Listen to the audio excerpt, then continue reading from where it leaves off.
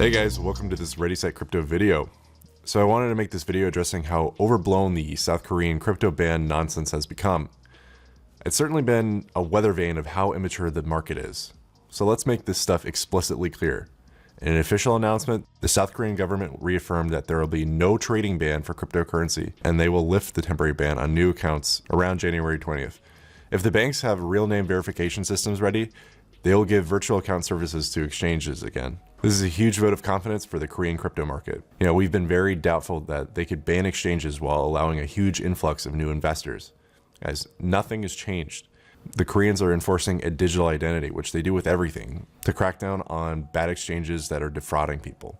We've known about this since December 13th. Nothing has changed. And yet we've had this completely ridiculous news story about a crackdown on the largest Korean exchanges. The way it was reported made it seem like this was the end of the Korean crypto exchanges, some of the biggest in the world. And this could be the beginning of the end of the house of cards called cryptocurrency. But think about this rationally for 2 seconds instead of how they want you to perceive this. Would the South Korean government be stupid enough to ban a market that processes 2 times the volume of its own stock market? Would it have been able to handle the economic impact of it? We don't think so. If you dig further, the Ministry of Justice acted independently and without the consent of other government agencies. A petition to fire the head of the Ministry of Justice over this cryptocurrency trading fiasco has been filed and has already tens of thousands of signatures. Okay, so let's address a couple things because I think this whole situation highlights how poorly traditional media covers cryptocurrencies. First, they exist to protect and project the interest of the status quo. They're going to run sensationalist articles and play into people's existing confirmation bias. They're going to interview old white guys like Warren Buffett because he's clearly an expert in cryptocurrencies. They're going to play both sides. One article will be about how bad cryptos are, and then they'll talk about how to buy in or interview that 18-year-old Bitcoin millionaire. They are about as out of touch as Jamie Dimon calling Bitcoin a scam, only 10 years removed from the financial sector getting bailed out by the government because they played fast and loose with common sense. Once the concept of decentralized money and the separation of state and money are embedded in the popular consciousness, it becomes nigh impossible to put the genie back in the bottle. The problem with how they treat crypto is that 95% of what they talk about is about Bitcoin, the Bitcoin bubble, the Bitcoin crash, the Bitcoin futures. This guy said this about Bitcoin. Bitcoin can never be used as a currency. This hedge fund manager said this about Bitcoin. One Bitcoin transaction cost this much power. Bitcoin went up to 20,000. But wait, no, it crashed down to 13,000. It's a scam. We told you you'd get burned. This sort of rhetoric is vapid, and they will never let you in on the real potential of the space. And so that's our second point. The fundamental thing that they are missing is that this is not about Bitcoin anymore at all. Bitcoin is number one on paper, sure, but there's over 1,000 other cryptocurrencies that have taken the vision Satoshi crafted and expanded upon it. If we wanted to compare market caps, which is a terrible metric for comparing cryptos, by the way, Bitcoin isn't the number one anymore in my book. If we look at Ethereum, the number 2 crypto, its sole purpose is not to be used as a medium of value exchange. Instead, Ethereum allows developers to build dApps using smart contracts. Ethereum is a platform that other cryptos build on top of. If we combine Ethereum's market cap with the market cap of all the ERC20 tokens, those cryptos running off Ethereum, it would be bigger than Bitcoin. So that's my point. Bitcoin is old news. These days, a lot of what has caused a surge of interest and investment in crypto is not Bitcoin itself. Bitcoin has hardly changed over its lifespan. No, what's the driving force is that the technology that Bitcoin introduced, the blockchain, has inspired a whole generation of startups and investing. It's absolutely amazing to see how passionate this stuff makes people. If you want to say crypto is a bubble, fine. Compare it to the dot-com bubble. People were as excited then, exploring the possibilities of this new technology called the internet. And sure, it got overheated and crashed, but it came back stronger. Why? Because the technology didn't just disappear. The passion didn't just disappear. People just became more rational and started to turn the value from speculative to utility. The same thing will happen with crypto. There's going to be bumps. People like CNBC will try to tell you to get out or never get in. You should stick to your own guns. Do your own research. The tech and the passion isn't going away anytime soon. Watch my video from yesterday to get more in-depth sense of how to evaluate crypto as a new investor. So now I'm going to turn it over to Doc. Hey guys, this is Doc with Ready Set Crypto. I'm looking here at a chart of Bitcoin. Now, as I'm recording this, it's Thursday morning. Bitcoin is already down over 7%, and I'm already starting to see some of the articles coming out on the internet spreading fear, uncertainty, and doubt. Is Bitcoin crashing? Is Bitcoin done for the year? Instead of letting a pundit determine your opinion on something, this is where we can use a price chart and really outline the battle lines for a price chart like Bitcoin as to whether or not we buy, sell, or hold. So for instance, maybe you bought in at this level up here, you chased after this, and all of a sudden you're waking up this morning and you're starting to think that perhaps this wasn't a good investment anymore, right? So how do you make your decisions with something like that? If you're like most investors, what you're going to do is you're going to panic and sell out at the lows, only to find this thing bouncing up perhaps a couple of weeks later and regretting your decision. So if you understand how to use charts a little bit better and some of the tools that go along with charts, you can start to understand what's actually happening with the price and start to anticipate your actions instead of reacting to what everybody else is saying, which is a sure path to taking losses as an investor. So let's break it down with some of the basics here. Right now, again, this is just a daily chart of Bitcoin. And I have candlesticks showing right now. Now, candlesticks, every day there's another candlestick printed. And what you'll find is that on days where the closing price is actually higher than the opening price, it prints a green candle. So here's a day where the closing price is much higher than the opening price.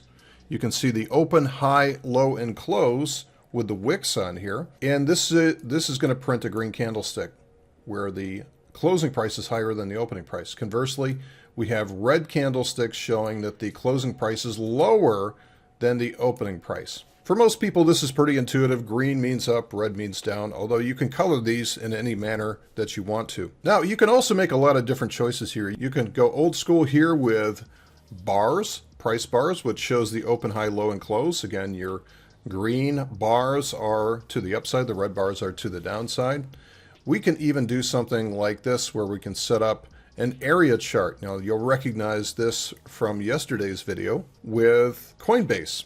So by default, Coinbase shows what's called an area or mountain chart like this. And there's other ways that you can do this. You can do line charts. You can do Heikin-Ashi candles, which are very interesting because they allow you to pick up the trend much better. So green candles are generally inferring an uptrend, red candles are inferring a downtrend. So it really doesn't matter which method that you pick. All you need to do is understand a good visual representation of what the price is doing. Green is up, red is down, and by looking at this, you can start to understand patterns in what price is doing. After all, patterns in what price is doing is reflecting the herd psychology of the massive investors out there in this particular asset, which is Bitcoin. Now, you'll see I have some lines drawn on here as well. What I'm starting to detect is a pattern known as a consolidation or a triangle pattern that's sitting up here. So this is very common where we see an exceptional move, often one that goes completely parabolic. And what you'll see is that this is sort of like a damped oscillation that starts to come in and moves into the apex of that triangle. This is very, very common to see something like this. Now, you can't necessarily predict which way this is going to break.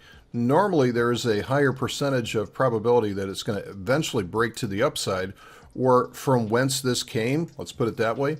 Although I have seen many triangles that have actually broken to the downside first before they eventually break to the upside. So understanding patterns is more of an advanced skill. But what we can also do is we can look at the price itself. Now, if the price ends up printing below 12,000 here, so right now the recent high was about 17,000, and if this downtrend ends up printing below 12,000, then that is a technical failure. As long as the price prints these series of higher lows, as long as it prints a series of higher lows, then everything is still okay in Bitcoin land. But if the price actually comes down here to 12,000, and what I'd like to see is a closing price below 12,000, a lot of times you can get one of these one-day wonders where, especially in in cryptocurrency where all of a sudden we see just a panic, and then by the end of the day we've closed higher. So what counts is the actual closing price. So right now what I want to watch for is a closing price that goes below 12,000. That's a technical failure, and this would be Bitcoin definitively breaking lower from this consolidation pattern. That would be bad news for long holders of Bitcoin.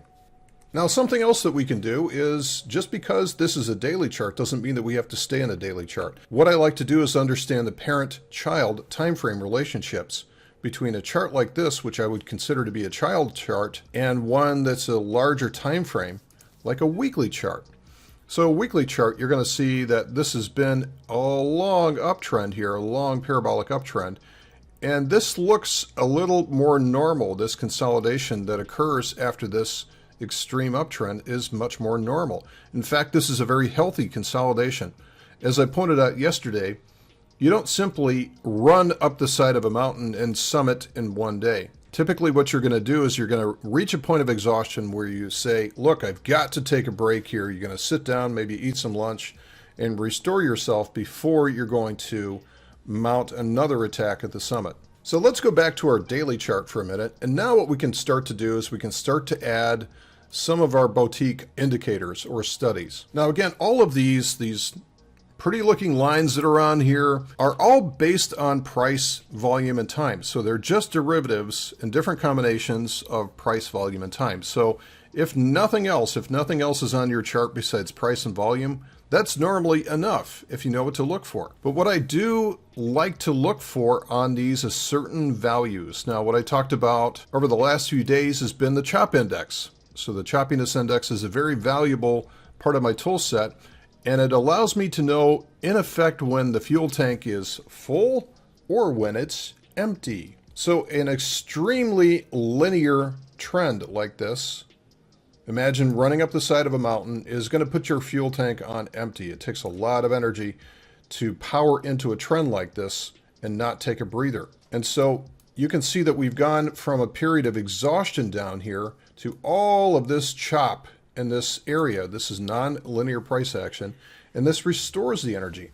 So think of this now as a spring winding up, getting tighter and tighter and tighter. You're winding up that spring with all that energy into that, and eventually it will come flying out of here. So after this is done doing this, eventually Bitcoin will fly out of here in a very strong move, one way or the other. We don't want to get into predicting which way that's going to go. What we would rather do is just set up the limits of that area and say, well, look, if it breaks above this area, if it breaks above this price level, then it's more than likely heading to the upside. And like what I talked about before, if it's breaking down below 12,000, then it's moving to the downside. I've also got the Bollinger Bands put up here, and it will typically show kind of like the limits to what price action normally does. Now, this is based on a number of standard deviations above and beyond this moving average, which you can barely see in the middle here. It's kind of like the ropes in a boxing ring. They will stretch, but generally keep the combatants inside of the boxing ring. The importance of this study is it lets me know when things have reached an extreme. Anytime I see the price outside of these Bollinger Bands, whether it's to the upside or even the downside down here, such as what we had in September, it shows that price has reached an extreme in terms of the movement, and typically will consolidate at that point to put itself back into the bands. So right now we're seeing, you can even see the price bouncing off of the lower extremes of this Bollinger Band as we're getting to in the last few days here. So again, guys, if there's one thing I'd like to impress upon you is that price charting like this is not about predicting the future. It's not about looking at a chart and saying, well, this pattern says that XYZ is going to happen here in the future. It's more about setting up the battleground so that you understand how to make decisions. It's more about what you will do if the price does a certain thing, right? What will you do if the price starts to break above 18,000? What will you do if the price starts to break below 12,000? It's much, much better to anticipate and be prepared for those actions instead of wake up, see the price dumping in the morning, and then panic and not having yourself prepared for that. It's much better to have an activity. It's much better to have a plan for those activities based on what you've already evaluated in the price. So guys, Thank you very much for watching. If you enjoyed the video, please hit the like button. And if you're new here, please hit that subscribe button so you can continue to see high quality crypto analysis. And don't forget to hit the bell next to the subscribe button to be notified when we put out new videos. Additionally, check out the description for a link to our daily newsletter. And pretty soon here, we're going to be offering a paid advisory newsletter, which will give you insight to the private collection of coins that we're looking at, some things we're watching, and many more premium features for our paid subscribers. Thanks again for watching, guys. I'll catch you in the next one. Cheers.